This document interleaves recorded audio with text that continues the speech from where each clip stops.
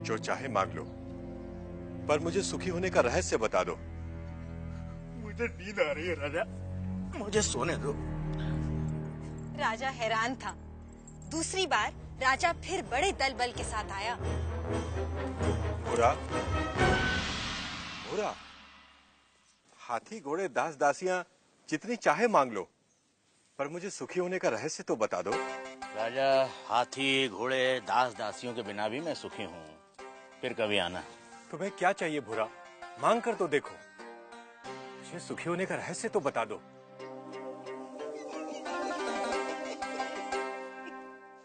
जो स्वयं सुख की खान है, उसे लालच देने का काम मूर्ख ही कर सकता है। जा राजा जा, फिर कभी आना।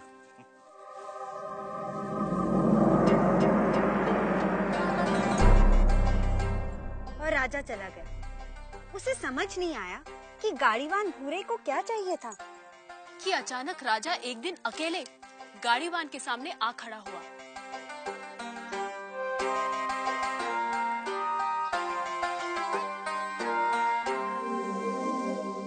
हुकुम।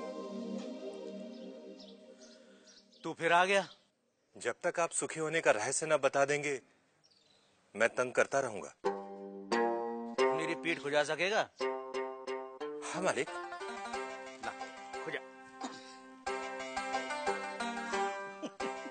रहने दे, रहने दे। ठीक से बैठ जा, बैठ ठीक से। पहले ही अपने दिखावे का बोझ छोड़कर आता तो मेरी पीठ खुजलाने से बच जाता। पूछ, क्या जानना चाहता है?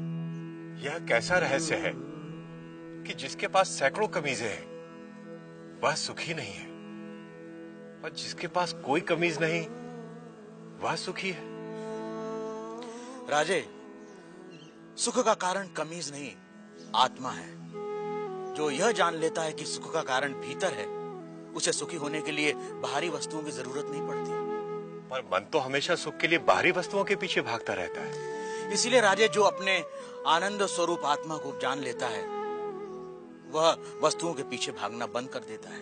मैं समझा नहीं। राजे, आनंद आत्मा का स्वरूप है। आत्मा अनंत है, इसलिए आनंद भी अनंत है।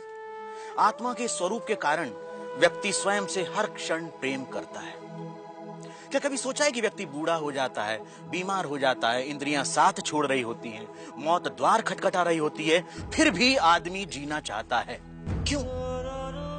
क्योंकि हर व्यक्ति स्वयं से हर क्षण हर समय प्रेम करता है। यदि दुख स्वयं का स्वरूप होता तो क्या मनुष्य कभी स्वयं से इतना प्रेम करता? कभी तुमने सोचा है कि कभी कभी आत्महत्या का विचार क्यों आता है? नहीं मालिक। क्या है आत्महत्या का विचार? क्यों भावना के वश में आदमी मन, बुद्धि और शरीर आदि को खत्म कर देना चाहता है? क्योंकि आत्महत्या का विचार भी आत्म प्रेम को ही व्यक्त करता है। जब व्यक्ति दुख और दुख देने वाली स्थितियों से छुटकारा नहीं देखता, तब वह अज्ञानता में आत्महत्या को ही दुखों से छुटकारा पाने का रास्ता समझता है। इतना है मनुष्य का स्वयं के प्रति प्रेम कि वह अपने अस्तित्व को भी समाप्त कर देना चाहता है। सुख भीतर है, तो मनुष्य बाहर संसार के पीछे भागता क्यों है? क्योंकि वह स्वयं से प्रेम करता है। मनुष्य जिसकी भी अभिलाषा करता है, चाहे वह धन हो या वैभव, पत्नी, पति या पुत्र हो, वे सिर्फ उपकरण हैं जिनकी अभिलाषा मनुष्य स्वयं के सुख के लिए करता है। मनुष्य अपनी प्रियतम वस्तु या संबंधी को भी छोड़ देता है यदि वह वस्तु या वे संबंध दुख का कारण हो जाए। इसलिए मनुष्य सबसे अधिक स्वयं से प्रेम करता है। कोई भी व्यक्ति, चाहे वह संसार को पाने या संसार को छोड़ने की राह पर ही क्यों न चल रहा हो, वह स्वयं के लिए ही है। स्वयं के लिए इतना प्रेम कि या तो सारा संसार या संसार नहीं। स्वयं के प्रति इतना प्रेम ही आत्मा के सुख स्वरूप का प्रमाण है। यदि ऐसा नहीं होता तो मनुष्य दुखों से प्रेम करता। चूंकि अज्ञानतावश हम अपने आनंद स्वरूप को नहीं जानते, इसलिए इस आशा में संसार और वस्तुओं के पीछे भागते रहते हैं कि वह हमें छोटे छोटे सुख देगी। यह ठीक वैसा ही है कि जो सुखों का स्वामी है, राजा है, वह खुद को भिखारी समझ दूसरों से इसकी उम्मीद करता है। यही है अज्ञान की शक्ति। इसलिए राजे, संबंधों का और वस्तुओं का सुख स्थायी नहीं होता, परंतु आत्मा का आनंद असीम होता है। वो कैसे स्थायी है? राजे, जब भी हम किसी प्रिय व्यक्ति या प्रिय वस्तु को देखते हैं तो उससे आनंद होता है। इस आनंद को शास्त्र प्रिय कहते हैं। और जब हम उस वस्तु को पा लेते हैं या उस व्यक्ति से मिल लेते हैं तब वह आनंद कई गुना बढ़ जाता है। उसे मोद कहते हैं। और जब हम उस वस्तु का उपभोग करते हैं तब उससे प्राप्त होने वाले आनंद को प्रमोद कहते हैं। परंतु जैसे ही हम उस व्यक्ति या उस वस्तु से अलग हो जाते हैं वह आनंद भी समाप्त हो जाता है। इसलिए राजे, वस्तुओं का आनंद, व्यक्तियों का आनंद स्थायी नहीं होता, परंतु आत्मा का आनंद स्थायी और अनंत होता है। बुरा व राजा में आनंद पर लंबी चर्चा हुई, जिसे वेदांत में आनंद मीमांसा कहते हैं।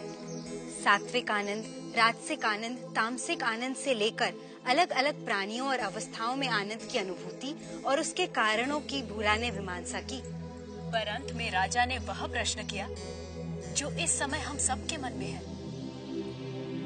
आर्य, यदि मैं ही आत्मा और आत्मा का आनंद स्थान, समय, जन्म, शरीर, मन, बुद्धि और बाहर की किसी भी वस्तु से स्वतंत्र होता है तो मैं अनंत, असीमित और पूर्ण आनंद का अनुभव क्यों नहीं कर पाता? राजे, यदि तुम अपनी आंखें बंद करोगे तो अंधेरा ही दिखाई देगा। जब तक तुम शरीर, मन, बुद्धि, संसार, वस्तुएं, रस, भाव और विचारों की ओर ही देखोगे तब तक तुम उस अनंत, असीमित और पूर्ण का अनुभव नहीं कर सकोगे। इसमें गलती आत्मा की नहीं, हमारे दृष्टिकोण की है। इसलिए राजे, यदि सुख चाहते हो तो बाहर नहीं, भीतर देखो। तो सूत्रधार, क्या इसका ये अर्थ हुआ कि सुख की कामना ही आत्मा के आनंद स्वरूप का कारण है? तुमने ठीक समझा नटी। इसीलिए पूरा जीवन हम सुख की तलाश में रहते हैं। आप जो होते हैं पूरा जीवन उसी की ही खोज करते हैं।